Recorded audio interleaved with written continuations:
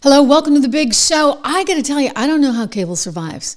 Right about now, as I'm looking at the landscape and I see these new numbers coming in, and granted, Fox wants to tout them, of course. They are,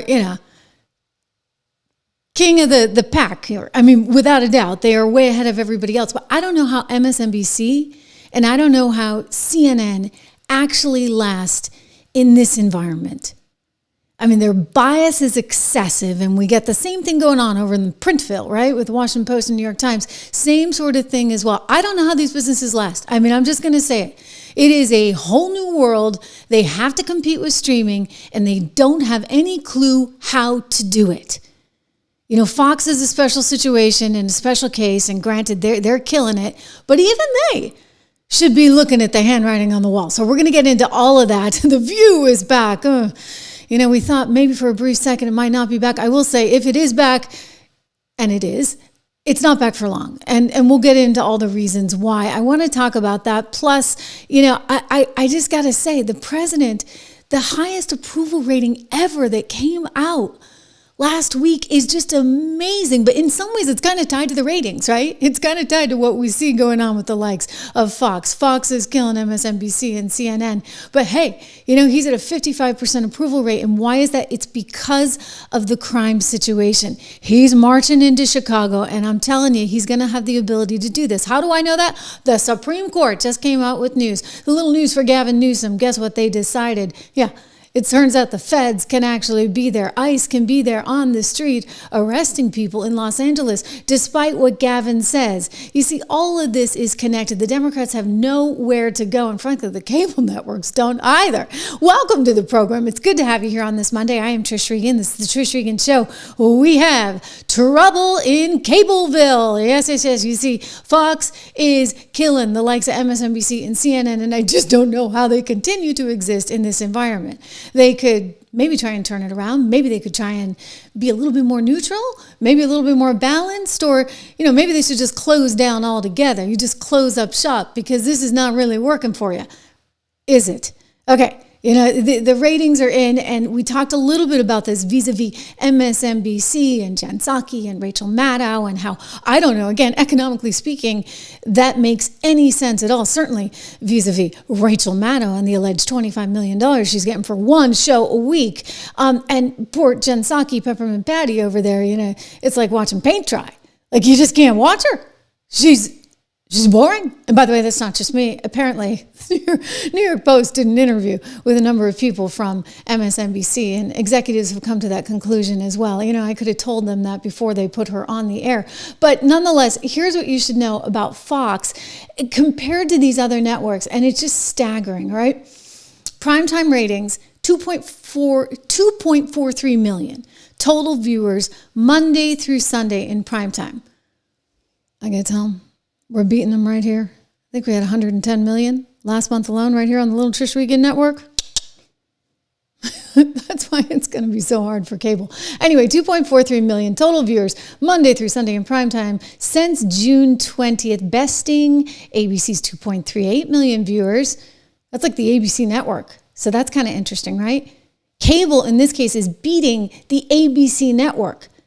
That's kind of what you might call amazing. In other words, they have not been able to put any good entertainment onto ABC, their primetime platform, to the point where people are going to sit there and watch news on Fox before they'll watch, whatever Bachelorette or Bachelor, whatever shows that they've got over on ABC. That's rather miraculous. But it also tells you, guess what? People are over here. They're watching entertainment over here. They're watching news over here. They're watching opinion over here. It's where it's at. CBS coming in, just over 2 million viewers. That's really staggering. So Fox News beating the regular networks who are putting forth entertainment content that nobody wants to watch. So nobody wants to watch their news. Nobody wants to watch their entertainment. Think about that, guys. And then you look at, oh my gosh, the cable stuff. And I don't know how they stay in business. I really, really don't. MSNBC dropping 57% of its viewers. CNN losing 59% year over year. I mean, how do you stay in business, for goodness sakes? You just keep throwing money at it? I mean, you can tell they're a bunch of Dems, right? It's like the teachers union. We'll just keep throwing money at it, see what happens. Maybe these kids will get some better scores at some point. Maybe these anchors will actually be able to score a number. I'm sorry, it's not working. So how much are you paying Anderson Cooper there at CNN? Whatever you're paying him, it's too much, okay? He does not succeed. He's not doing well, and I don't believe he ever will. You know why? The medium has changed. You guys are clinging on to something that no longer exists, for sure. So nobody wants to watch Anderson Cooper look all pretty in his little suit and tie, reading a teleprompter, scripted questions, scripted content. It's over. Okay, so I'll at least give, the Fox guys this. Fox, more than any other network I ever worked at, was very talent run in that the talent had a whole lot to say. I mean, up to a certain point. I mean, I'm living proof of that, right? I had to get my scripts approved every night, and they approved my last and final one that was the big, hooray, because I called out the March 2020 stuff long before anybody else was willing to do it. I mean, I thought shutting the country down as we did was absolutely crazy at the time, and I stand by that. It still was and is crazy to have a national shutdown. You protect the people you can protect. You certainly don't do what Cuomo did in the state of New York, right? Sending infected people into nursing homes. I'll never get over that one. Anyway, the point being, I did have a little free reign. I mean, not like I have over here, but I do actually think that's one of the reasons why you see Fox way out on top, because when Jesse Waters is putting together the elements for his show, he has a big hand in that. And he has a big hand in the scripts. And yes, the producers matter, but not to the same extent that they do at, say, a CNBC or an MSNBC. I think Rachel Maddow has a hand in her scripting. I mean, she takes you down some wild rabbit holes, some entertaining, wild, conspiracy-driven rabbit holes that are just, I mean, I've seen her over the years, and I'm like, how does that never get called out? Like, how? Why do they think it's a right-wing conspiracy when it's right there in front of you? Russia, Russia, Russia, for goodness sakes, all day long, right? And yet she's talented in the way she takes you down those rabbit holes. You don't have a lot of people in the cable TV business over at CNN or at MSNBC that can do that. I mean, you have the Joy Reid types, and Simone Sanders is taking over with a few others. They got a host of characters, Menendez and maybe two more. I mean, it's like a rotating roundtable there that took over for Joy Reid. And again, it's not informed, it's not intelligent, it's not thoughtful discussion. And so again, I mean, not to sing Rachel Maddow's praises, but she's kind of the best thing they've got in terms of, I mean, crazy and conspiratorial, but thoughtful. And then you've got, Joe Scarborough and Mika, who are the ultimate survivors. I mean, I'm telling you, these two, they're going to be there. No matter, they're going to be closing the place down at some point, but they're going to stick around and stick around and stick around. The rest of the place, you can take them or leave them. You don't need them, so you better not be paying them a whole lot of money. MSNBC, Versant. I keep trying to give them a little flair, a little French, Versant. Anyway, Versant, you better not pay them a lot, because you're not going to be able to reap the return on your investment. And Fox is about to put you out of business. I mean, look at these numbers. This is unbelievable. So Fox, look, they only increased by 1%, which, I'd like to see something better, but clearly everybody's left the rest of cable. And again, I said it tracks sort of with the polls. I mean, you get Trump's historic approval rating, 55%. He's doing great. And Fox is doing great. And yet MSNBC and CNN not doing so great. So I kind of think, if we look at this, guys, I think you're facing a situation where, I mean, closure could be the best thing. I don't know. I think you need to probably have a lot cheaper talent. I think you need to do away with some of the big sets and the big studios. And I think you need to find a way to operate the place on a shoestring. And if you can do that, then yes, you'll continue to make money, because look, there's still a cable business and cable companies will still pay for that content. You just won't be able to have the kind of presence over here streaming that you probably should going into the modern era. I mean, I don't want to tell the story again, but I guess I will, because the kids, remember, I think I told some of you guys this when my kids were like, Mom, we used to feel bad for you. This is when I first started on YouTube, and they were like, finally, you've made it. And I'm like, are you kidding? Because to me and to my generation, right? Like that was weird. Like YouTube was this weird thing where you're like doing that up in, the attic or in your parents' basement or something. It wasn't actually something that was real. It was like public access TV or something. And to them, it's very real. And it's all real and it's all they watch. And they can't tell you what networks are. They don't even I try and explain to them how I used to watch Little House on the Prairie every Thursday night at 8 o'clock or whenever it came on television as a little kid. And it was the one night I got to stay up late and they don't understand. They're like, well, what happened? Like if I didn't see it, I didn't see it. Like I really didn't see it. No, you couldn't go back. You couldn't record it. You couldn't, and the idea of commercials and not even having a remote. Well, I mean, gosh, we had the rabbit ears as kids. So it has come so far. Like this industry is changing so much. I talked to someone, I told you guys I went to my mom's birthday over the weekend up in New Hampshire, had a wonderful time. Anyway, and happy birthday, Mom. We'll talk about it a little later in the show. But one of her friends said, and her friend is up there. I mean, it was my mom's 80th birthday. She said, I think we're going to cut the cord. And she said, I looked at how much money we're paying on our cable bill. Forget it. We're going to cut the cord. I said, we did that.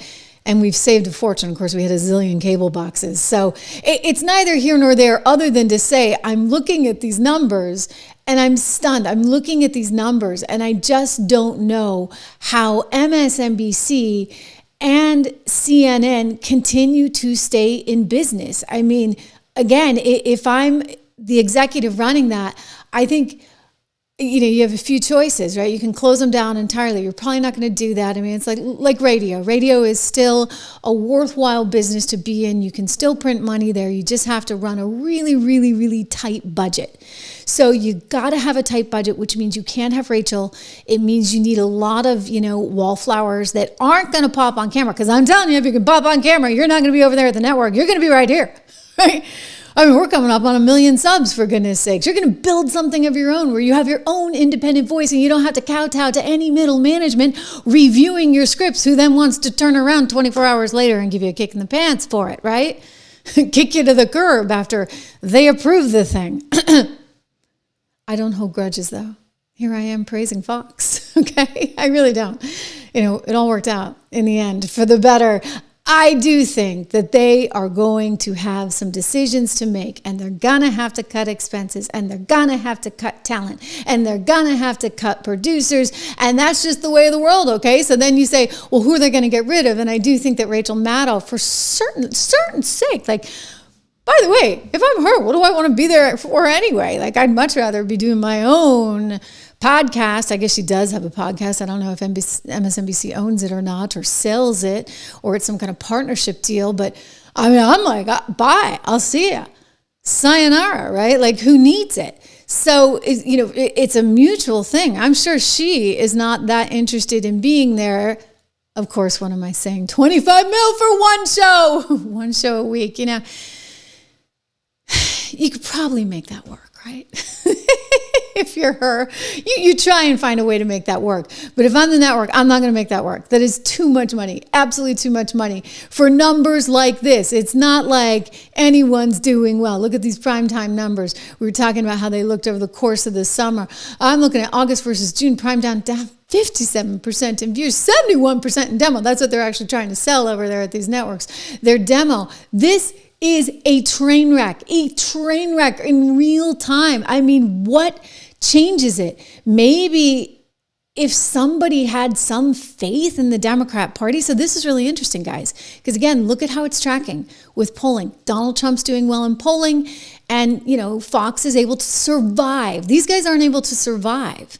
Because again, think of the changing climate. You have more opportunity. You can go more places. You don't have to watch on traditional cable anymore. So given that diversity of content that's out there, you as a consumer get to make a whole lot more decisions. And you're deciding, probably not you, you probably never watched MSNBC or CNN to begin with, but people are making the decision to go elsewhere. They're simply not watching these networks. And that is a problem. I mean, I don't know how they keep the lights on. I really don't, because you can't be in business with numbers like this. Advertisers are not going to pay up. They're not going to pay for this. And you have a certain built-in cost structure that you can't get away from. I mean, CNN, similar thing, disaster right across the board. They're looking at total day, 333,000 total viewers. I mean, again, we'll do that on a show for an hour here. It's just shocking how bad these numbers are. And they're down 15% in the demo in prime time, down 10% in total viewers, down 15% in the demo during total day. You can't keep the lights on with a situation like that. So what do? They have to change. They have to make some kind of, and I don't know what the answer is for them. I mean, well, I know some of the answers. One of the answers, and this is the most obvious one, is you run this business until it won't run anymore. I mean, there's two ways you can go. You could say, okay, we're just not going to collect the cable fees anymore, but they can't do that because it's like, they're addicted to the cable fees that they get. And you guys know how that works, right? Like the cable company pays CNN, I don't know what they're paying them. Call it $2. It could be $5. It could be $7 for all I know. Who cares? Anyway, whatever they pay them per household, that's the money they get. But they're not allowed to then take that product and go and stream it and repurpose it in the same. Well, they can repurpose it, but they can't stream it live, and so they miss out on all that revenue. Meanwhile, everybody's like over here, right, doing something totally. Here I am streaming live, doing something totally different and really innovative and hopefully refreshing, right? Because of the transparency. I mean, you guys were with me the other day when the camera broke down. One of my producers was like, Trish, come on. We got a fan for the camera. We fixed that. But nonetheless, I mean, you see the good, bad, and the ugly. And I think you kind of like it. I know I like it. It's a heck of a lot more fun. I mean, here I am reading your comments in real time, which is kind of cool. Sue Gordon, good to have you here. I am going to talk about Newsom coming up. Jeff, good to have you here. He does know his pronouns for sure. Stella Smith, Texas is going to be more red in 2028. We know that. We know that. Without a doubt, Texas is going to be very, very red. It's getting redder by the day. And part of that is because of the changes that they made, of course, to the map. Look at it. Wow. Fox is killing everyone. I mean, like, how do you exist? Oh, can you imagine the defeat they feel at CNN, at MSNBC? Look at this, 72,000 in the demo.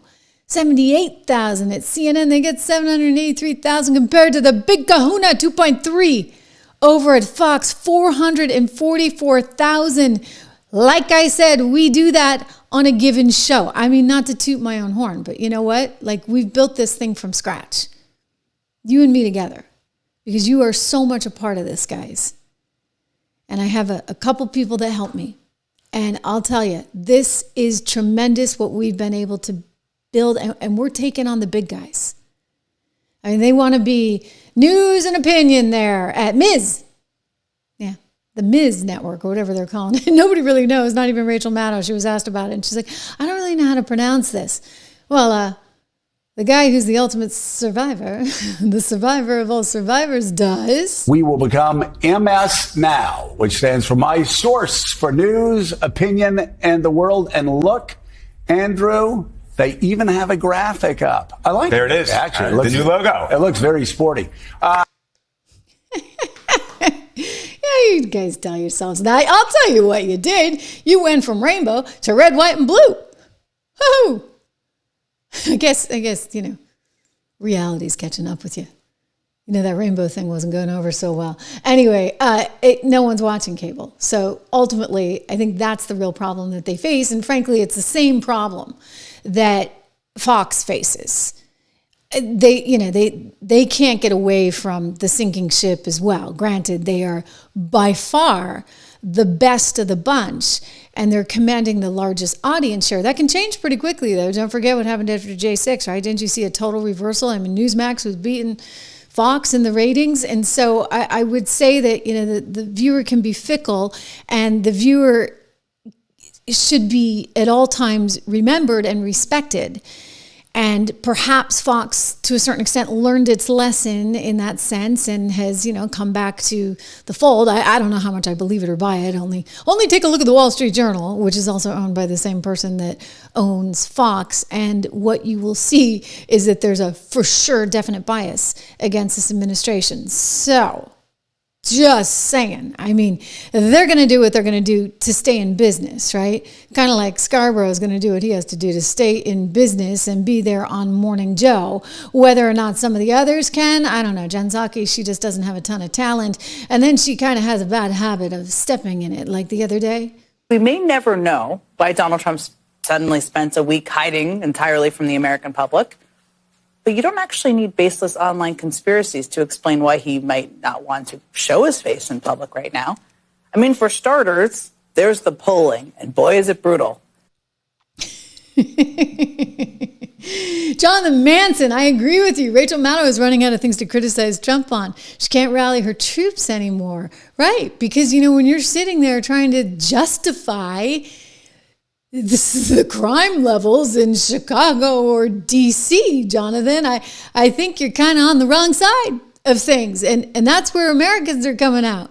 What do you know? You look at the internals of this poll, this historic approval rating that's just shocking the media. They're like, how can this be? How can it be? Well, guess what? He's getting his highest approval ratings. Why?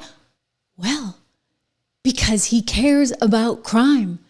And what do you think everyday Americans care about? They want to be safe. It's a natural thing. Of course they want to be safe. So when you look at what came out last week, James Johnson from JL Partners, who worked on this poll in conjunction with the Daily Mail, showing a 55% approval rate, highest he has ever gotten. I mean, think about that. Pretty remarkable, right?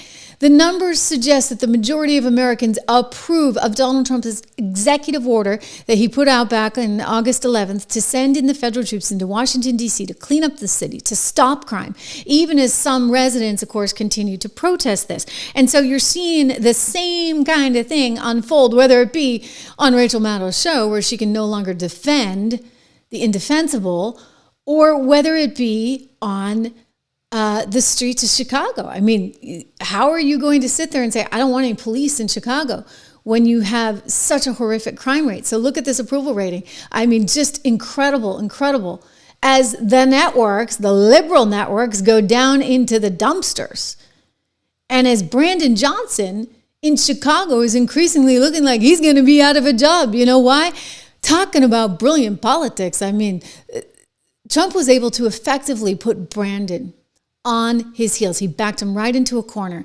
So what do you do if you're a boxer and you're like in a corner, right? Do you just keep like until you die? Or do you give up? Or do you try and be more creative on how you're striking back? I'll tell you this. Brandon doesn't have the right moves. He needs to take a few boxing classes. You know who had the right move was the woman in D.C., the mayor, Muriel Bowser there, because you know what? She said thank you. She said thank you. That was the right answer. You don't fight this, okay? Because he's willing to give you more resources to make your city safer. And yet you want to pretend you're like Gavin Newsom out there. Oh, we can't have anybody helping us on the crime front. Gosh, no. It's part of our charm in California. It's part of our charm in the south side of Chicago. I'm sorry. I'm over it. And you know what? With what we saw this weekend, that horrific story, absolutely horrific. It makes my stomach turn every time I think about it.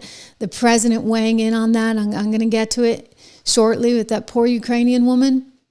I'll tell you, if that's not a wake up for the need for police, better punishments. Don't get people. I mean, the guy had been in and out of jail, for goodness sakes, over and over again. And he suffered from mental health issues, and you turn him loose. And the mayor there in Charlotte, you ought to see her reaction. My gosh, Ashton Matthews, thank you. I like that you like my energy. Thank you for that.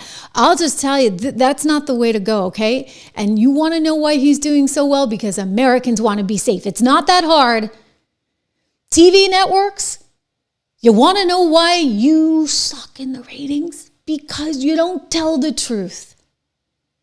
and you try and get out there and, deliver the party line, nobody wants to hear the party line anymore.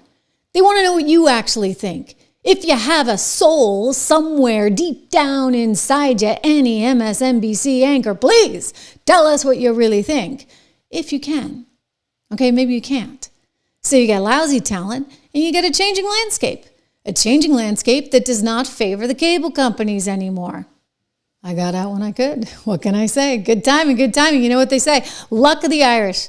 I've always had it. Anyway, I got to look at this and say who stays, who goes, right? Because I think Jen Psaki's absolutely at risk. I'd keep her for the Rolodex only.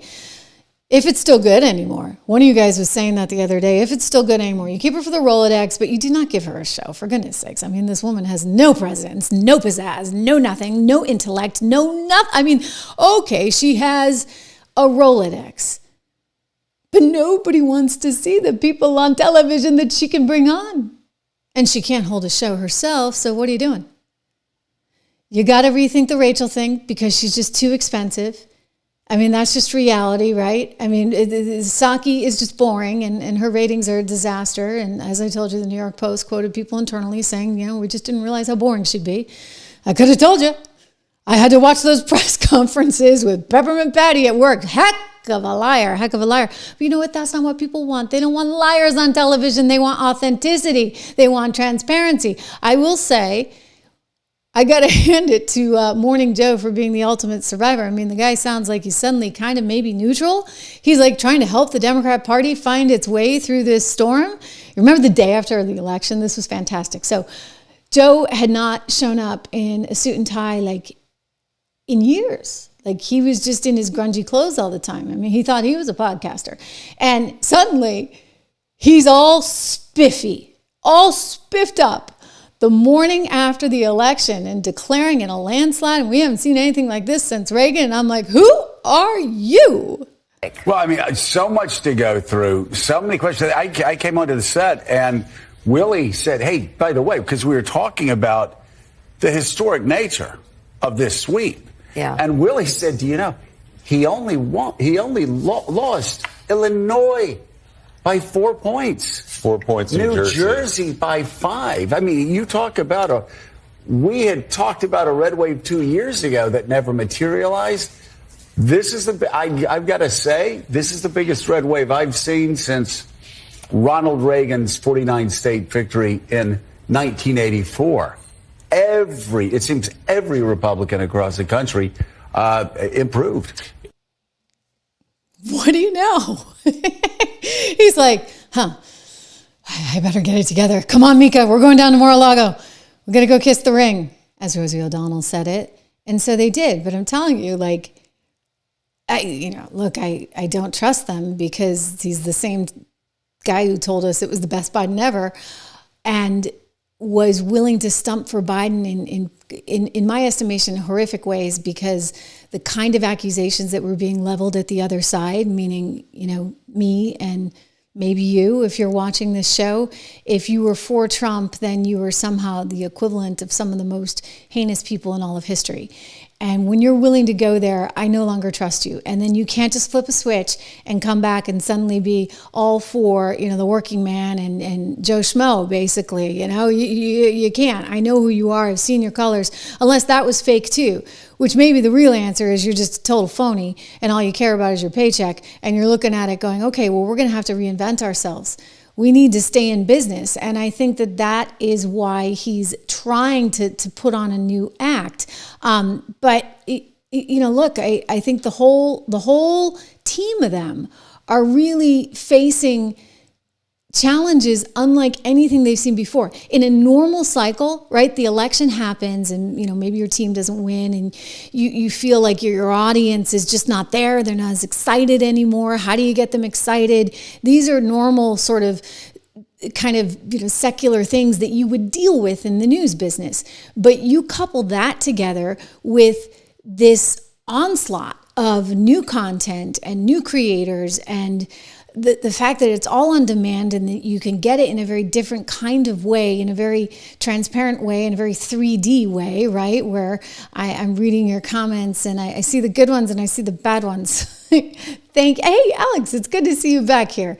I appreciate the comment, likes the show today. And Sue, it's good to see you as well. I see some names that are very familiar now here on the program, Piece of My Mind, of course. Keeping up those likes. You sound like Dawn right now, 1,500 likes and counting. Let's keep them going. Anyway, the reality of it all is that it's not just the normal sort of cyclical, that was the word I was looking for, cyclical, forgive me, ups and downs in the business that might be related in somewhat to the election cycles. It's actually the fact that the industry is changing massively. And so you've got to keep up with those changes. I'll tell you, The View is trying to keep up with the changes, but it can't figure it out. They just came out with their streaming show on the weekend, and they just recently added Whoopi to that. They're just talking about like fun stuff, like entertainment and this kind of thing, because, well, the head boss, the guy who runs Disney, Bob Iger, has instructed them to try and get away from politics, but none of them want to do it. No, they're like, this is our sweet spot. Your sweet spot, right? It's like the sweet spot that may get you kicked off the air, for goodness sakes, that may actually cause ABC to lose its FCC airwaves permissions. That's some sweet spot. Anyway, they came back on TV today, back with a bang. And even the person that's supposed to be like the neutral character there, she's trying to go on and on about why Trump can't actually use the National Guard and why he shouldn't use the National Guard because it doesn't do any good. It's like, hello, lady, did you see the crime numbers? Did you? I mean, did you notice the 87% drop in carjackings that, by the way, the mayor of D.C. is actually thanking Trump for? Apparently she didn't. She was on vacation. What can you say? They live a nice life getting to take their summers off on The View. Watch. Her name is, I always forget this, but I wrote it in the rundown so I wouldn't, Sarah Haynes. Here. Yeah. But the bigger part with him constantly sending in the National Guard is it's not effective. So you can concede, Alyssa, as you're pointing out, there are crime problems in our cities. There absolutely are. But what would be more effective is not treating the symptom, but the root causes. Yes. They could take the equal amount of money that they dispensed into D.C. and house every homeless person for a night. But then they wouldn't have an issue. Keep them there for, but that's my point. Politics is less about solutions and more about politicking. And being if they wanted again to solve the problem, they could infuse money into these communities. Our thanks to our friends over at Media Research Center, aka Newsbusters, for collecting that for us. Look, I beg to differ. I beg to differ with Ms. Haynes because you know what? It's not all about throwing money at the problem. We figured that out with the school systems now, didn't we? It's not about money. Sometimes it actually is about police presence. It actually is totally about police presence. I mean, there's been a zillion studies on this, and I have only to look at the last couple of weeks in none other than Washington, D.C. to see the improvement. Again, carjackings down. I put these stats up the other day for you guys. I don't have them handy, I don't think right now, but it was pretty remarkable because it was like, wow, the murder rate was down. They went 12 days. I mean, they broke their 12-day streak, but that was like a record, right? 12 days with... Sadly, it's just amazing we have to say this, no murders in Washington, D.C. Washington, D.C. has a murder rate of 44 per 100,000, which is insane, like absolutely crazy insane. And just, it actually is so much worse than some of the worst places in the world that you can't believe that this is our nation's capital. And so, putting the National Guard out there, it does a lot. I mean, visually, you want to talk about a deterrent? This stuff works, but you know what? This show is so freaking biased. We know this. They're so painful. These ladies, our friends at Media Research Center, did a study, and these ladies are so left-leaning and so liberal-leaning that it turns out that they didn't have a single conservative on their show in 2025. I mean, like, not one. I mean, did they count Alyssa? I mean, did they even have, like, Chris Christie? Because he doesn't really count. I mean, they did have Schwarzenegger. I showed you that one, right? Joy Behar's jaw was on the floor because Schwarzenegger was like, listen, if you come to this country as an immigrant, remember, you're a guest in this country. It's like being at someone's house for dinner. If I go to stay at somebody's house for the night, believe me, I make my bed in the morning, right? Like, you need to respect that you are in someone else's country. And as an immigrant himself, he said, look, I've done everything I can to give back. I'm a big believer in giving back because I've been afforded these enormous opportunities. And Joy was like, so that's the closest they've come. He's not really a conservative. I guess these never Trumpers aren't really conservative, shall we say. They would probably beg to differ. They'd probably say they are the authentic conservatives. And, to a certain extent, I'm not going to totally disagree with that because they keep saying that Donald Trump was so smart. He took over the Democrat base right from under them. I mean, to think that, you had the union guy out there at the Republican National Convention. I mean, he was talking away, and Donald Trump stood there and allowed him to speak. And I know we don't necessarily love those guys, and they're not always pretty. But the point is, they were given a platform, and they took it, and slowly but surely, he's chipping away, right? Chipping away and chipping away and chipping away. And what did you see with the union vote? Nobody in the union was actually voting for Kamala Harris. They were all voting for Donald Trump because he's representing working men and women in America.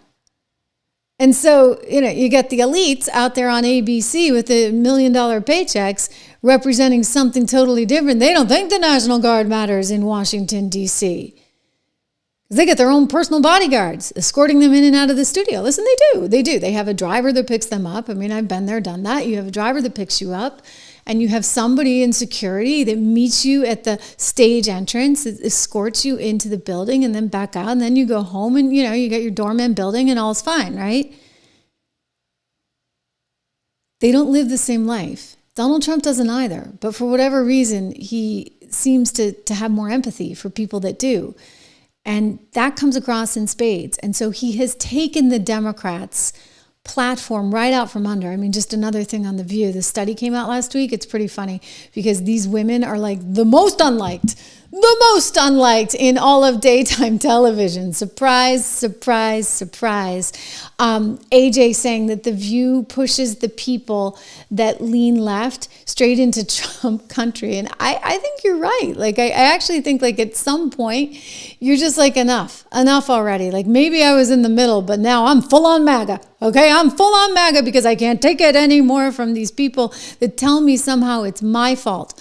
We talked the other day about microaggressions. I had never heard that expression until I was at some book club gathering, and somebody said, well, I didn't want to go to this school because I felt like there were so many she was talking about where she was going to send her kids, microaggressions. And microaggressions, like what the heck? So I go home and I look it up, a microaggression. Oh my gosh, like if I just look at somebody the wrong way, if I wear the wrong color, if I'm slouching, like it could be a microaggression. No joke. I mean, this is crazy talk, people. Crazy, stupid talk. This show was not supposed to be this way. Barbara Walters never wanted it to be this way. They have polluted it with the likes of Joy and Whoopi and a few others on there. And now it has just turned into a train wreck that actually could cost the entire network. Because as we've been through, Brendan Carr, the head of the FCC, he has made it very clear to Disney's Bob Iger that you can't just abuse the public this way. The majority of Americans do not actually trust that show or your entire news network. So if they don't trust the airwaves and you're feeding them 92% of the time garbage about Donald Trump that's not true, well, at some point, don't you have to pay a penalty for that? Donald Trump tweeting out 2 weekends ago, hey, you know what? We want you guys to have to pay up for those FCC airwaves. The other suggestion he had was to just take away their licenses altogether and get them off the public airwaves. Now, isn't that interesting? Maybe that would force them to actually be in the streaming business, which they're trying to do. You know, they're inching into it. They've got their little weekend show that they're doing, taping on Fridays, talking entertainment news. But, you know, their heart's not in it. Because as they told us, they don't want to talk entertainment news. No, Sunny Houston is very explicit on that. Ana Navarro as well. Oh, we just want to talk politics. Problem is, nobody wants to hear you talk politics. Hence ratings that are not doing well. Hence advertisers pulling out. Hence Brendan Carr looking at possibly taking away your FCC license. Dun-dun-dun. Chicago is really putting up a fight. You got the mayor saying, hey, we don't want Donald Trump here. We don't want the National Guard here. We don't want ICE here. And he's like, oh, yeah, I'm coming in because the people of Chicago want me. Watch. It's just gone from bad to worse to disaster. No one really feels safe. It's impossible to feel safe in a city like this, especially with the leadership we have. Insane. My opinion, not enough police officers. The police is really unappreciated for offhand under Brandon Johnson, Lori Lightfoot, J.B. Priester. Those are three are the reason why nobody want to be a police. Their policies when it comes to crime is not working at all. I think the biggest piece of the pie has to be more police officers, more protection. That's what the people want. Yes, of course. You know, this isn't rocket science. Guys, I mean, you want to be safe. You want your children to be safe. What is it when, when you're buying a home, you look for a safe neighborhood. The idea that somehow Brandon Johnson thinks that he doesn't need to keep people safe. I mean, I don't know what he's thinking. He's turned it into, it's ABT. Anything but Trump. If Trump is a good idea, it doesn't matter. Trump can offer you the cure for cancer. They don't want it. Trump can offer you money to help keep your people safe. They don't want it because it's Trump. Now, how stupid is that? So here, let's go to the ultimate survivor here, who actually puts Brandon Johnson in his place on Morning Joe the other day. He asked him 5 different times, hey, buddy, would you take a little money for the police? Oh, Brandon doesn't want it. No, because he's more concerned about housing than he is safety. So let me ask you, Mr. Mayor, those all sound like great programs. I'm curious, would you also like to get federal funding to help put 5,000 more cops on the street in Chicago? Would that help drive down crime? Well, look, policing by itself is not the full strategy. No, I understand that. You've talked about the other things you want, and I said those are good and important programs, but I'm asking also, would 5,000 more police officers on the street in Chicago be helpful to go along with all of those social programs that a lot of cities are engaging in and having success with? Well, look, here's the best way I can put it, Joe, is that in the 90s when I was in high school, we had 3,000 more police officers and we had 900 people being murdered every single year in Chicago. It's just not policing alone. Of course, we want more detectives. I know it's not policing alone, but I know it's not policing alone. You've told me everything else you want. I'm curious, and this does come down to an ideological difference between people. Do you believe that the streets of Chicago would be safer if there were more uniformed police officers on the streets of Chicago? I believe the city of Chicago and cities across America would be safer if we actually had, affordable housing.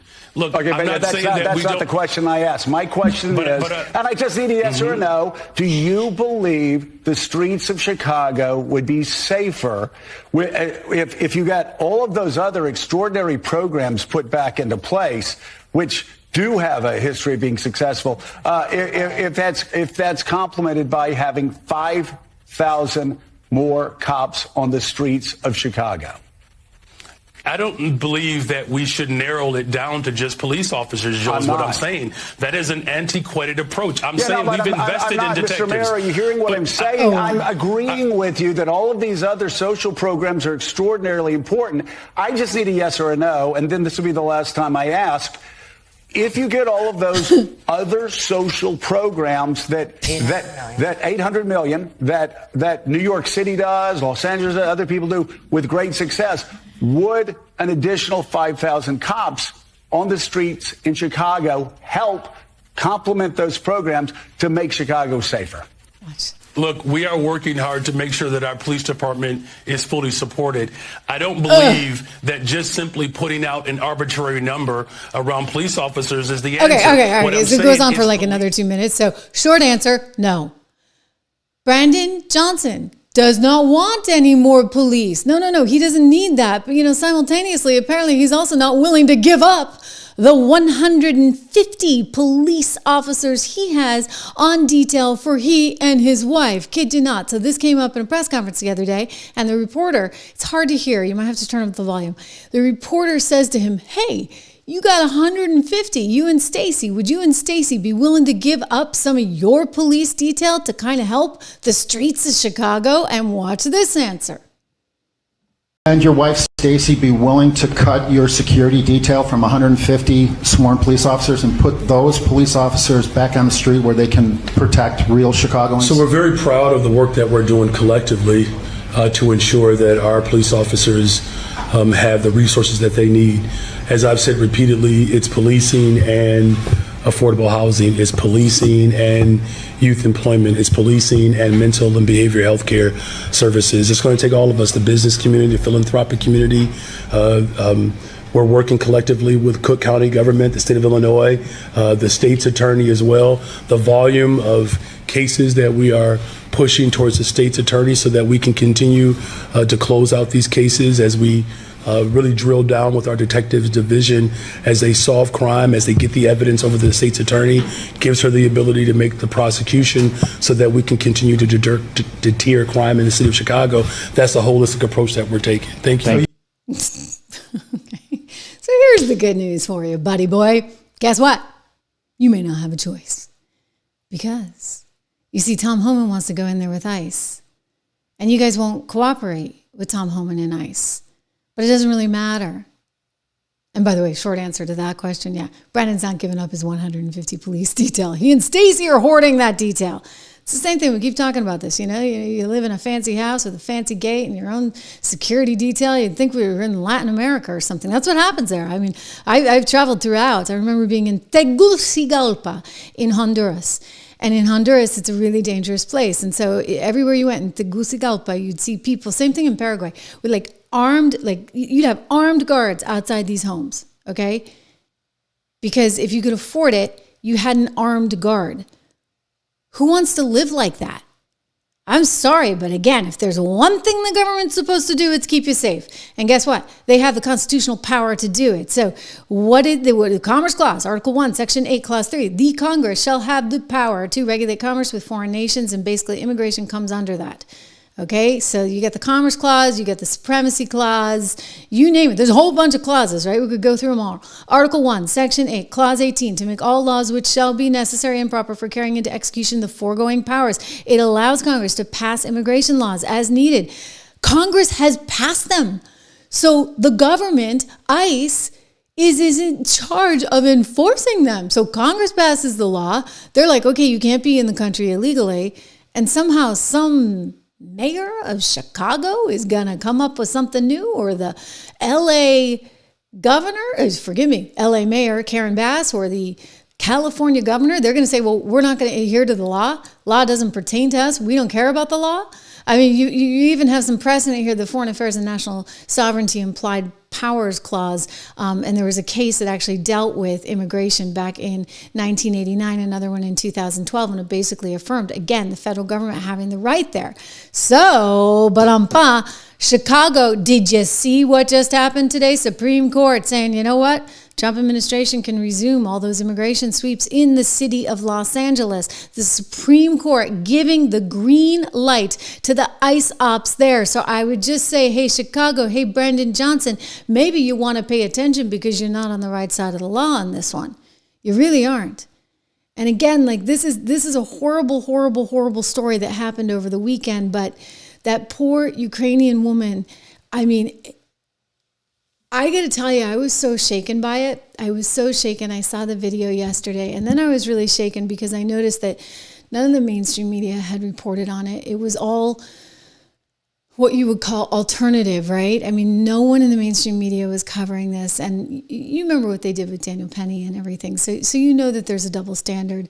And I was so disheartened by all of it. I mean, I'm not showing the video because it's just not like it was hard for me to sleep last night.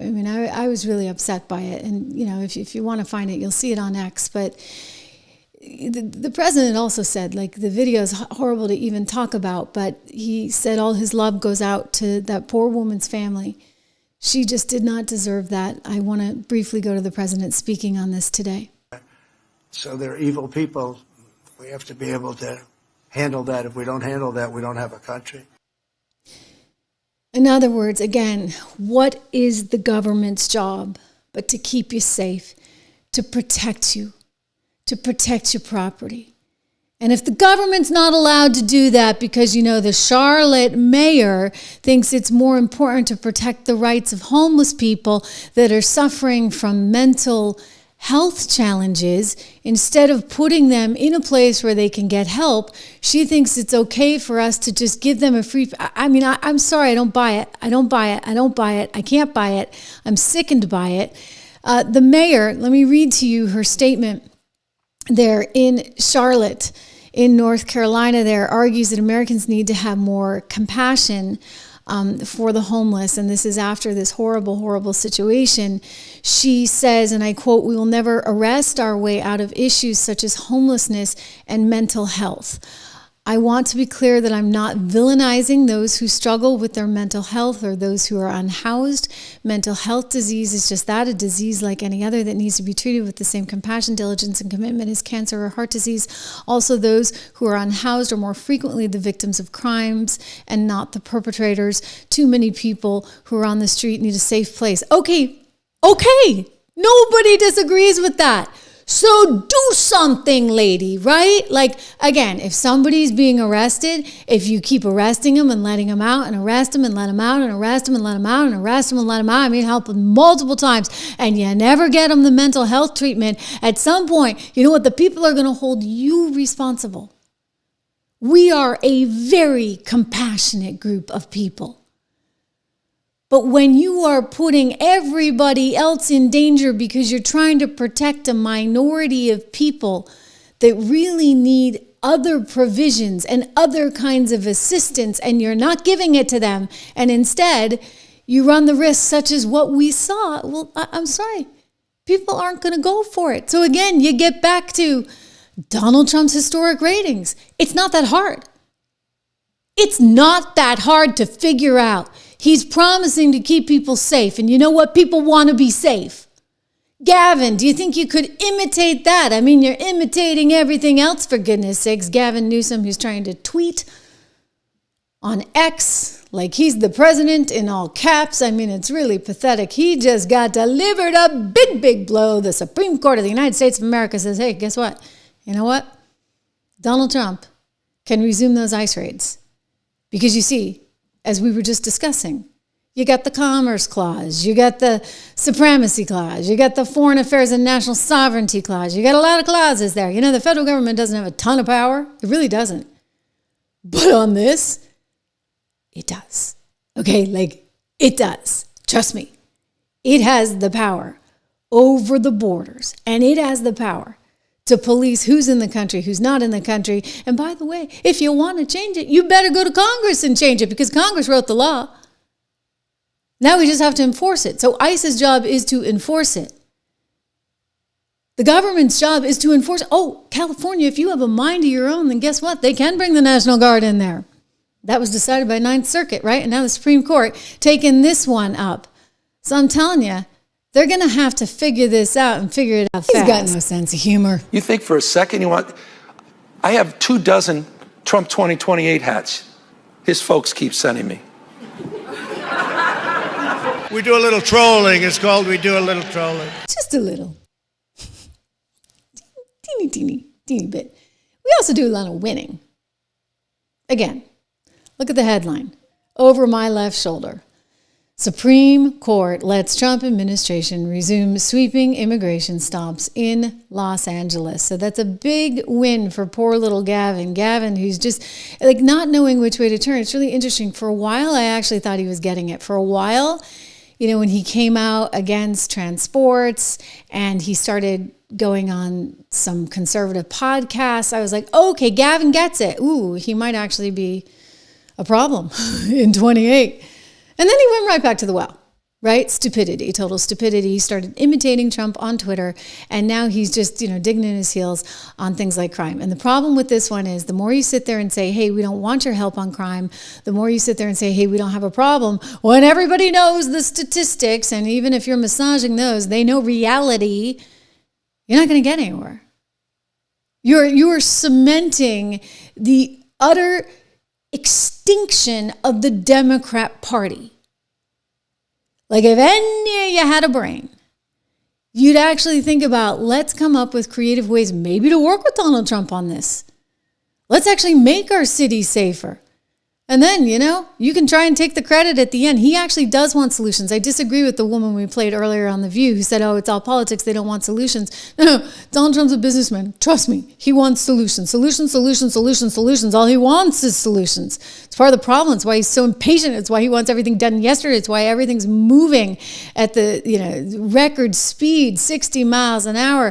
Here you go. The Supreme Court of the United States in a decision 6-3. 3 guesses how that was. The 3 that didn't like it. The Supreme Court is pausing a lower court ruling that had prohibited the Trump administration from conducting roving immigration arrests across Los Angeles. So, in other words, they're pausing that.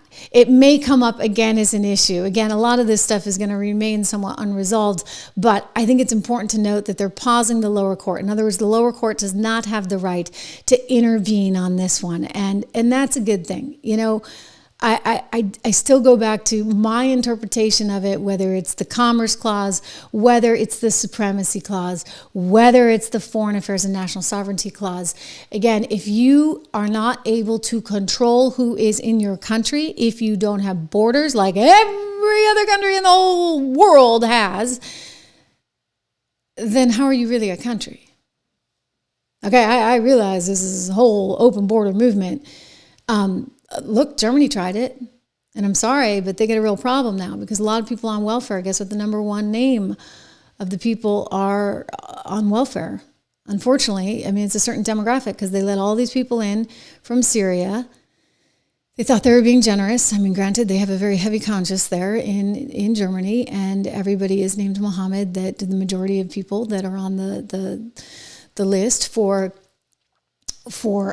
help have that name. So, you have a certain culture that you have to buy into. And I think you can be very pro-immigration, but immigration that is tracked, right? So you know who's here, and immigration that's thought through. So I'm not saying everybody has to have a PhD or that everybody has to be a Christian, for goodness sakes. No, we pride ourselves on our diversity, but you also just have to be thoughtful about, are these people going to be contributing members to society? Will we become a better nation, a better country, a better melting pot? And I use that word melting pot as opposed to the stupid salad bowl, right? The left wants to be a freaking salad bowl where nobody gets along. We are all American together, and let's remember that, and let's cherish that. That is the exquisite beauty, right, of this country, that we're so unique. And no one can take that away from us. Well, they've tried. They've tried. But they're not succeeding. You know who tried? The guy who couldn't seem to figure out what day it was. America is a nation that can be defined in a single word. I was going to excuse me. America is a nation that can be defined in a single word. I was going to excuse me. I like that too much. I like it too much. Hey, thank you so much, Chuck Diesel. 100% straight facts. It all the time here. And a little opinion too. And I try to be fair. And I'm very empathetic. So when I talk about things like immigration, please understand. I wouldn't be here, right, if it weren't for immigration. My family's fairly recent. None of us would be here if it wasn't for immigration. So I say this with a big heart. I just think that we need a system. Right? We just need a system so we know what's going on, and that we have people that are going to help make us better and that want to be American, right? You're American first. Anyway, you saw me referencing one Joe Biden, the autopen guy, right? Comer, like a dog with a bone, right? He has not given up. He's now in the final stages of the Biden autopen probe. And so as he nears the finish line, we're anticipating that there's going to be some real problems ahead for certain Biden staffers. He's actually made quite a point of this. I mean, he's struck by the fact that, on the one hand, they were out there saying, best Biden ever. He's terrific. He's doing great, right? And then once they get him under the microscope, most of them, by the way, are taking the fifth, but once they get a few under the microscope and they say, hey, what do you really think? Suddenly, they're like, well, I never really saw him. Like Ian Sams, he said, he's like, the guy who was telling us, oh, it's all great. Like, never really saw him? Are you serious? Watch. Fit and ready to do the job, now saying they really didn't spend that much time with him. The testimony doesn't add up with what we saw. Something is awry here. Yeah, something's definitely awry. Look, when you have Ian Sams, who was the face of the White House response to the very damaging report that said that Joe Biden was a forgetful old man. He was the face of the White House response to our investigation, Byron Donalds and myself, as well as all the members of the House Oversight Committee, when we found that China had, in fact, wired money to LLCs owned by Biden family members. He was the one that would always respond and say he talked to Joe Biden. Joe Biden was vibrant. Joe Biden did not do this. The family's innocent. And then come to find out when we put him under oath, he admits, well, I only saw Joe Biden 2 times over a 2-year period. That's unprecedented. We're trying to get to the bottom of who was operating the autopen, and we've brought in a dozen people so far, and they're all pointing the fingers at other people. The ones that I think may have a little more knowledge, they pled the fifth to avoid self-incrimination. So I think what you're going to see is unless Jean-Pierre and some of these others come in and tell us more, it's becoming very apparent that Joe Biden really wasn't the one in command at the end of his presidency. And that's important because you're talking about thousands of pardons and dozens of executive orders that were signed with that autopen, and it appears without President Biden's knowledge. Yeah, that's what they've actually discovered, that even his own team apparently was saying, hey, you might want to sign some of these. There were like ones for his own family, all these auto pardons, right? And he wasn't even signing those. I think the only one he did was Sonny Boy, Laptop Boy, Hunter. Anyway, like, what was going on? I mean, KJP gaslighting us like you wouldn't believe. Whenever I showed you, he was kind of stumbling. It was taking him a while to put his sunglasses on. Remember the time he was wandering off at one of the G7 events? And Georgia Maloney, I knew she was such a good person then, right? She was like the mom in the group, like everybody else. Macron's like looking for the camera. And Georgia Maloney's like, oh my gosh, he's wandering off. Let me go and get him. He was attracted to, somebody was like blowing up a big balloon. And he was like wandering off to see that. And she brought him back. And just the way he was walking, just the way he seemed so out of sorts. And then he went to put his sunglasses on, and the way he was moving, like, unfortunately, if you've lived long enough, you've seen this before in your loved ones. And, I have. And you recognize it. And yet nobody could talk about it. And if I showed this, it was just a cheap fake. Remember the time he was trying to sit, and he kept trying to sit and sit and sit, and everybody was like, oh, they didn't show the part with the chair. I showed the part with the chair. I mean, he eventually did have a chair to sit in. But the point was, like, he just was sort of clueless about what was going around him because everybody was still standing. They were still standing, and yet he was over in France, in Normandy, and he kept trying to sit, and then eventually everybody sat down. And then if you ran this, everybody freaked out. KJP was all over you. Cheap fake, cheap fake, cheap fake. Watch. Video, and that's exactly what they are. They are cheap fakes video. They are done in bad faith, and some of your news organization have been very clear, have stressed that these the right wing critics of the president have a credibility problem because of the fact checkers have repeatedly caught them pushing. Yeah, okay, yeah, I got a credibility problem. Unbelievable. You know who has a credibility problem? In addition to that lady, the woman who came before her, the other liar that's about to lose her show on MSNBC because she can't get a rating to save her life. I left in May of 2022, just for the facts here. And I have seen Biden once since then, when I took my daughter to the holiday party this last December after he had lost. And so I hadn't seen him in person during that period of time. I never saw that person, not a single time. And I was in the Oval Office every day that was on that debate stage. I'm not a doctor. Aging happens quite quickly. Were things that people saw during that period of time that were similar to that or would have been in a category of that? I don't know, possibly, right? And all these books are going to tell us. Like, do you think that were they actively covering it up? Were they sort of in denial, or was that just a bad debate? Like, what is your read on that? Well, this is what I mean about cover up is a very loaded term, I think. Well, it means you knew that it was really bad and you're pretending otherwise versus you're deluding yourself, which I think is what people do a lot. Well, I understand, but I still think it's like cover up is often like a crime, right? We're talking, when people use that term. They say it's worse than the crime. People use that term as they relate to Watergate or the covering up of not sharing public information about a war. Yeah, and I'm not accusing anybody of a crime. I understand, but other people have used that term, and I think it's a bit of a dangerous term. And she's like, how dare you? How dare you? I know where you're going with this because I got up there on that podium every day and I talked about how great he was and how bad you all were. And KJP, she did the exact same thing. And so what, they were lying? Yeah. I mean, guys, they were lying a lot. The question is who was doing the lying, like who was really pulling the strings. I've told you before my thesis, and this is really just common sense, because if you're the wife of Joe Biden, if you're Dr. Jill Biden, you're kind of controlling the strings there, you're controlling him. And so thus her chief of staff, Anthony Brunell, who took the fifth, by the way, like he's got some, I have serious questions for him. He's never going to answer them. Comer's got questions. He's never going to answer them. There's something that went down. I mean, you talk about using the 25th. Maxine Waters, oh boy, poor Maxine. Maxine has kind of seen her day come and go. I don't know, actually Maxine never really had a day. I'm being generous, am I not, with that? But Maxine Waters is all over this saying, we got to re-invoke the 25th. And I'm like, wait, for who? For you? I mean, poor Maxine Waters, how she still has a job, I don't know. I'm starting to lose, shall I say, a lot of my respect that I once had for members of Congress. I played this in the shorts feed over the weekend, and I was just going to show you guys, because she is just out of it, like out of it.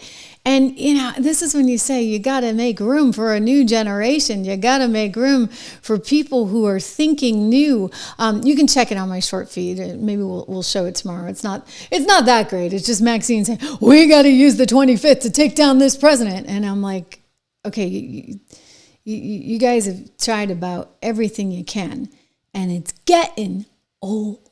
Really? Oh, hey, make sure you subscribe, share, like, all that good stuff. We got a lot more coming up because there was a White House brawl. Well, not actually in the White House. Apparently at a club near the White House. It involved the Treasury Secretary. I mean, my gosh, if this is true, I'll tell you. Bessent apparently really knows how to throw him. It's kind of new for a Treasury Secretary, you got to admit. All right.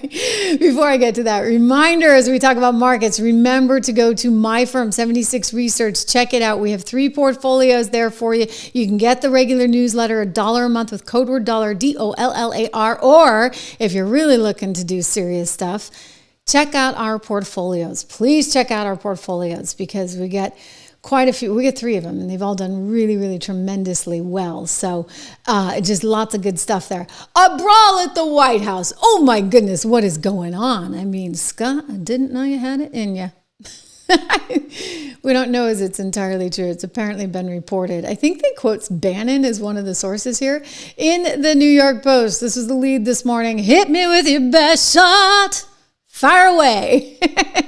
Treasury Secretary threatens housing regulator in explosive Trump administration fight. Punch you in the effing face.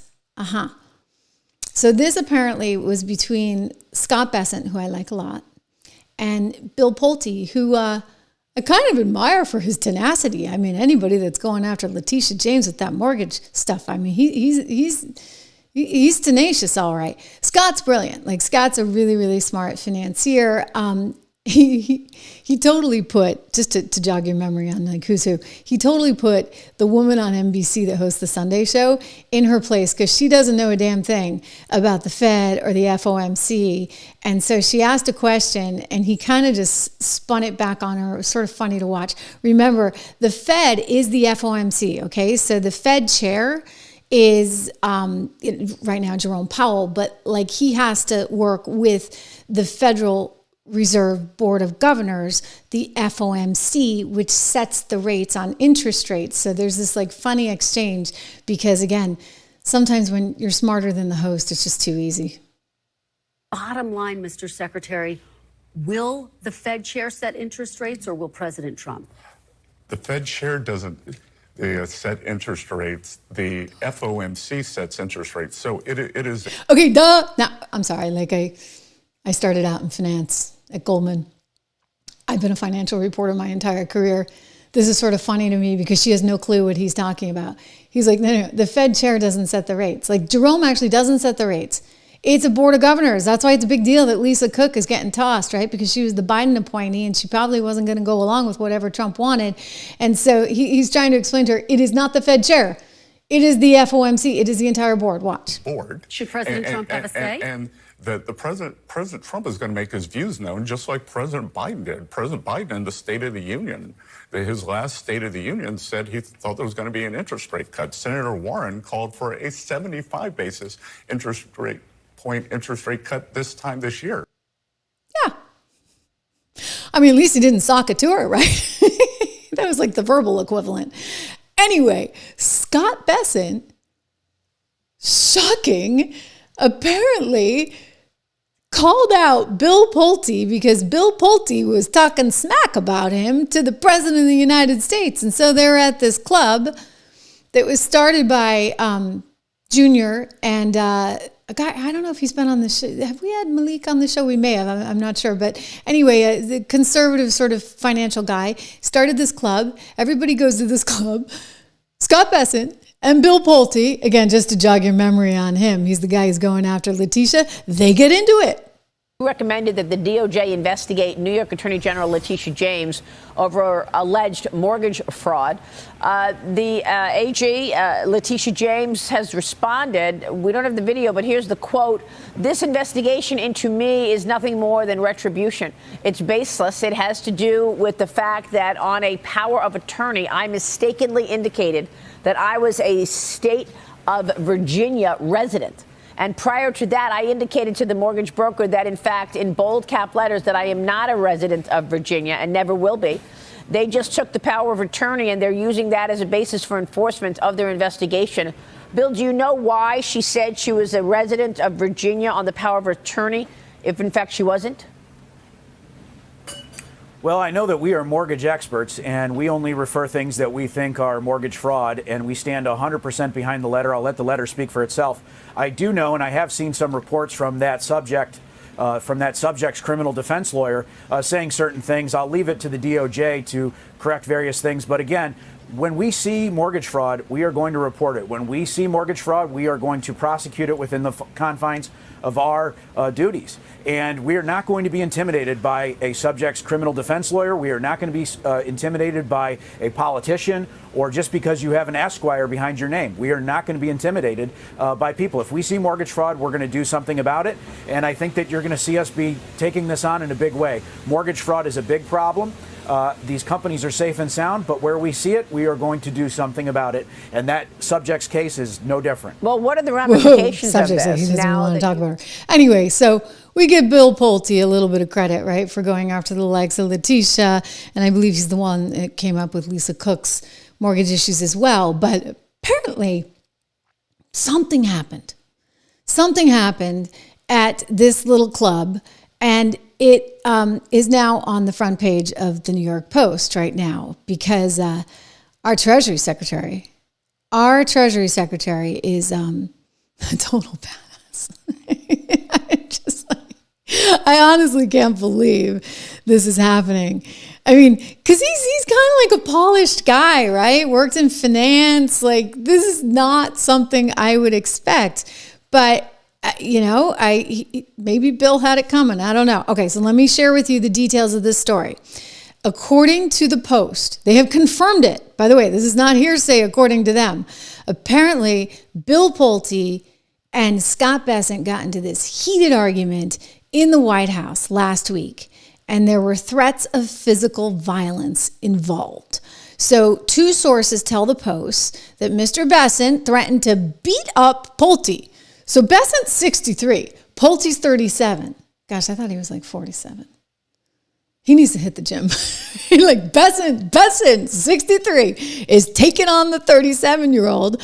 At one point, the Treasury Secretary lashed out at Pulte, allegedly saying, I'm saying allegedly because I have not confirmed this. I got to call Bannon. I think Bannon's their source on this one. Quote, why the F are you talking to the president about me? F you. I'm going to punch you in your effing face.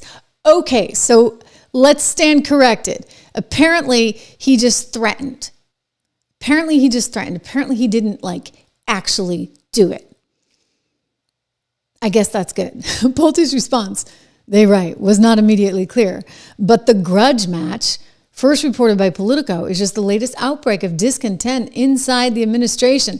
Pulte and Bessent have some overlapping duties, including plans to privatize the federal mortgage giants Fannie Mae and Freddie Mac. But they've also expressed differing opinions about what to do with the Federal Reserve. That's really interesting because actually Bessent is not like a huge fan, and he's written on this in the past, of the Federal Reserve outgoing governor having a ton of power. But he's reportedly advised the president not to fire Federal Reserve Chairman Jerome Powell, whereas Pulte has been on a crusade to clear out central bank members, most recently referring Board of Governors member Lisa Cook to the Justice Department over allegations of mortgage fraud. Scott Bessent likely is worried about the impact on the markets, right? The uncertainty, because hey, we're the port in the storm still. You want to come and invest in the U.S. because you know that we're safe and secure, and we don't have crazy people running around doing silly things, and therefore your U.S. Treasury debt is always secure. And that's part of his goal as Treasury Secretary, to make sure that they know that their investments are always secure. And so the general consensus, according to my friend Charlie Gasparino, Charlie is always, he's a good gossip. The general consensus in the White House is that Scott would have, in fact, beat that little midget's ASS, and that everyone would have paid big money to watch it happen. Of course, who wouldn't want to see Scott Bessent take on little 37-year-old Pulte? But Trump loved the mortgage fraud stuff. He should remove him from FHFA and make him mortgage fraud czar to get him out of the White House. That's actually Charlie's advice. Really interesting. So the spat that I told you about, apparently it didn't happen in the White House. It occurred at the social club, at the executive branch social club, and this was founded by Omid Malik and his and Trump's son Don Jr. And it's a swanky club, and everybody goes there, and apparently they're getting into a few little fights along the way. I mean, this is just really, truly something else, is it not? So I should change this. Bessent did not actually slug him.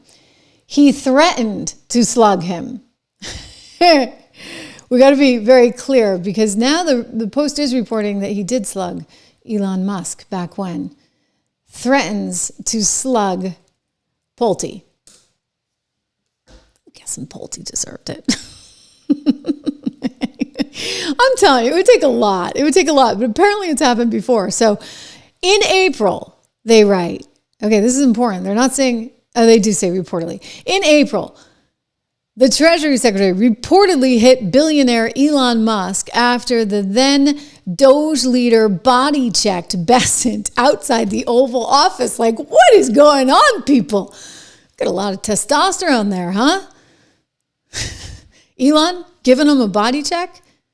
Bessent slugging him, reportedly? Is that why Elon had that big black eye? Remember that day? And he said, he was just hanging out with X and they were playing? I'm like, really? Can a 2-year-old do that much damage. The two got into a spat over dueling candidates to serve as the head of the IRS. Musk was pushing for IRS whistleblower Gary Shapley, who later got the job. Bessent had a different candidate, and anyway, as the two began to exit, according to the Post, Bessent confronted Musk and began labeling him a fraud. Wow, and that is according to Trump advisor Steve Bannon. Okay, so that's where we're getting Steve Bannon's in this name. I don't know who the source for this story is, but apparently everybody saw it. I mean, it's happening at the club. They're having like brawls at the executive club. I mean, Washington is getting rough. You're going to have to bring the National Guard in there. They said that Treasury Secretary lowered his shoulder at him like a rugby player. Man, Bessent, I got to say, I think that's who we want for our Treasury Secretary. Someone who can really put up a good fight. I bet you Trump loves it. I'm just speculating. They're fighting over him now, right? I mean, my goodness. Something to see. Reminder, of course, I'm looking at the markets today as we get ready to close out today's trading.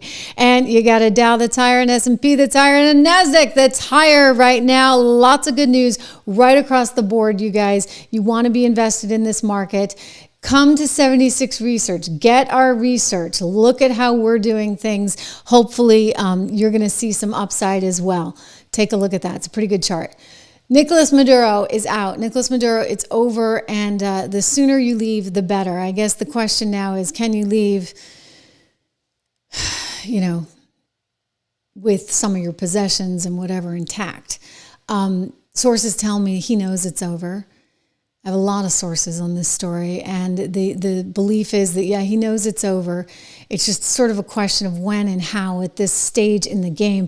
Hegseth has been sending him quite a message. The DOD took out Department of War. What am I saying? We got a new name for this thing, which actually I like. I'm going to explain in a second. I didn't think I would like it at first, but I really do, and I'll explain. But anyway, they issued a statement the other day because after having taken out the narco-trafficking boat, which they came under some criticism for, Venezuela came back and started sort of trying to intimidate them by flying aircraft over a U.S. Navy vessel in international waters. And this, according to the Department of War, is a provocative move designed to interfere with our counter-narco-terror operations. The cartel running Venezuela is strongly advised not to pursue or to further obstruct, deter, or interfere with any of these counter-narcotic operations that are being carried out by the U.S. military. And then Hegseth, he just went straight for the jugular and delivered a message to Mr. Maduro on Fox News on Friday. Watch. The only person that should be worried is Nicolas Maduro, who's running effectively as a kingpin of a narco state, not actually elected and indicted for $50 million by the United States. And we know he's involved in the types of drug running that has affected the American people directly. So China and other countries are going to say certain things, and that's their prerogative. What we have there in the Caribbean is a clear demonstration of military might. President Trump has shown, whether it's the southwest border, whether it's the Houthis in freedom of navigation, whether it's Midnight Hammer in Iran, that the precise application of American power can have incredible impacts and reshape dynamics around the world and in the region. So Nicolas Maduro, as he considers whether or not he wants to continue to be a narco trafficker, has some decisions to make. And that's all I'll say about that. Wow, decisions. In other words, time to go. Time to go, buddy. Marco's going to make sure of it. No, you're wrong in your question. Number one, Venezuela is a major source. And the reason why is the following. And I've seen a lot of this reporting, and it's fake reporting, and I'll tell you why. It says that somehow Venezuela is not involved in the drug trade because the UN says they're not involved in the UN. I don't care what the UN says. The UN doesn't know what they're talking about. Maduro is indicted by a grand jury in the Southern District of New York. That means the Southern District of New York presented the evidence to a grand jury, and a grand jury indicted him. And then a superseding indictment came out that was unsealed about a year and a half ago that specifically detailed Maduro's actions. So number one, let there be no doubt, Nicolas Maduro is an indicted drug trafficker in the United States, and he's a fugitive of American justice. Okay. Nicholas, I think you're in trouble. So the word on the street is he's going to be leaving. I mean, it's going to be great news, right, for Venezuela, because I think if you get him out of there, you have a shot at getting some capitalism in. Maria Corina Machado, who's actually been in hiding because, the Maduro regime doesn't like her very much because she represents the opposition, is the favored to take over at this point. Having been around this story as many years as I have, I can tell you there's still competing factions and, everybody wants this, that, and the other. So she'll have her work cut out for her in terms of really articulating her role. But again, I guess at some point you're going to have a election of some sort. He has apparently some popularity, not enough, but still some popularity there in the country. I think that there are reasons for us to want to take him out. One is to try and offer the people a little bit of a better lifestyle so they stop coming here, right? And then the other thing is, I've told you this before, you get a lot of oil there, and I know it would take a lot of years and a lot of time. I've heard different estimates to get it out of the ground, but it's quite representative of a huge oil source, and it's right here in our hemisphere. And the danger is you got China there, you got Iran there, you got Russia there, and they all want their take, right? And they love being so close in proximity to us. And so they're courting Maduro, and the other day I showed you a little video he put on TikTok. It's like Tic-Tac, where he's bragging about he's got his fancy cell phone from China. I'm like, yeah, because they're like monitoring every single thing you say on it, Mr. Maduro.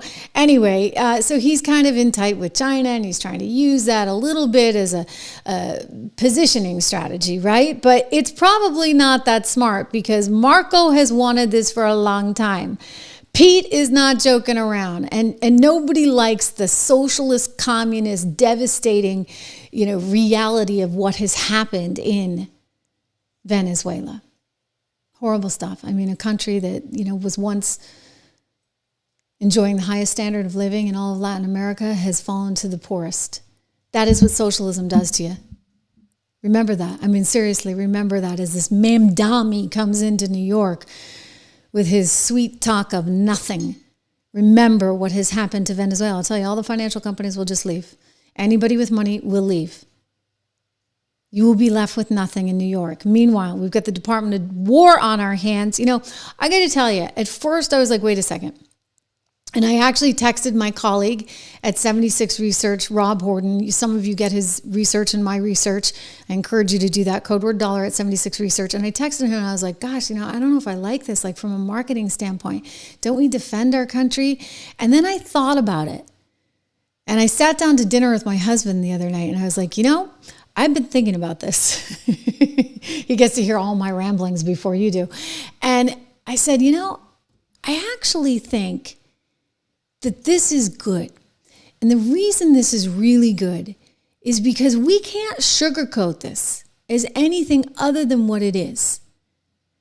You can call it defense, whatever, and then all of a sudden you're over in Vietnam and you're losing lives. Because war costs lives, and war is bad, and war is awful, and we should never, ever, ever want it. At first, it looked to me like we were kind of like warmongering, but we're not. We're actually just being realists. Trump is saying, hey, you know what? This is an army, a navy, a military that's built for war. So let's understand that. Like, let's put it out front and center. You got to know what you're signing up for, right? It's not for an operation because you want to change your gender. It's because you're willing and able to go to war for your country and your freedoms. And that is a big thing. So I think it's actually an important and symbolic move to change it to the Department of War, because we should all know what this is. We should all feel what this is. And when we make commitments with troops, we can't call it anything other than what it is. Because this has a certain gravitas and also a certain fear factor, okay? But there should be that fear factor.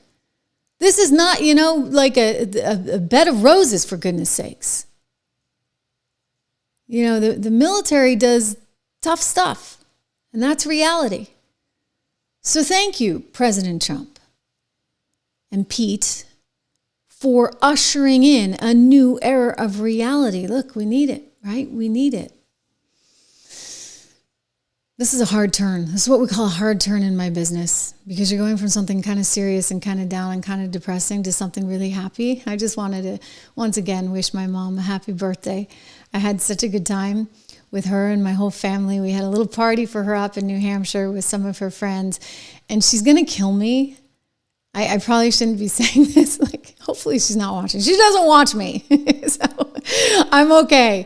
I want to see if I can show you guys a picture of her, because it was her 80th birthday. And gosh, is she a beautiful woman. When I was a kid, she looked just like Linda Carter. So I used to get confused because I'd be sitting there watching Wonder Woman, on television when I was really little. And I'd look up at my mom and I'd be like, huh? Years later, I actually interviewed Linda Carter for something, and I was like, oh my gosh, I'm still looking at my mom. This is really, really strange. Anyway, my mom's an amazing woman. She was a journalist herself, which is kind of cool, right? So I followed in her footsteps. When I was a little kid, I used to go out on stories with her. She would take me with her because, she didn't have a babysitter, and I got to kind of be out in the field like old-fashioned style, right? She was a print reporter for the Boston Globe magazine. She wrote a bunch of freelance pieces for them. Here she is. So it's my sister. She's very tall and she wears very high heels. I'm around 5'7", but she's probably like 5'9", and then very high heels. And then that's my mom in the middle. So that was on her birthday, which was yesterday. We had a nice brunch for her. And then a wonderful dinner the night before. This is terrible. My camera ran out of battery, so I'm waiting on the family to send me some more pictures. But here's one I got of my sister and me right before we went before we started receiving guests and welcoming guests. So it was a really, really, oopsie daisy, what am I doing? It was a really, really nice event, and just a really special moment. It's a big birthday, and like my mom she's amazing. She is such a trooper, and she definitely does not look her age. And I'm told that's a good thing, right? Because good genes. I will say this. My sister and I both got good genes. I will say this. My mom is often mistaken for my sister. And oftentimes I get annoyed because I'm like, really? It's been happening for a while. Like, ever since I was 28 or 29, 30, I'm like, really? Anyway, the good news is, hopefully I will stay young looking as well for many, many more years to come. And when, somebody says that to me and my daughter, I'll be really, really happy. So I think it's a good thing. Anyway, I love you, Mom. I love you so much. Happy birthday. Many, many more to come. And thank you for all you've done and all your support over these years. I will send her this clip in case she's not watching live. Thank you so much, guys, for being here. Thank you for helping me celebrate. You guys are so sweet. Oops. That's a different story. That's what we call a hard turn, right? A hard turn. Letitia James got stuck in some really bad video the other day. Now you want to see it, right? Well, I think we did it as a chapter. You can go and look it up. I mean, she really, okay, now I have to show you. So Letitia James, do we have it? She was in this parade and there were like porta potties involved. All right, I'm not going to ruin my mom's birthday thing with it. I'm sorry. I'm going to make you go look for it. You can do a search. Letitia James, humiliating position she was caught in. We put it on the feed on Friday over the weekend. Thank you for being here. Thank you to all of you for all you do and for all your great comments. I'll see you back here live tomorrow.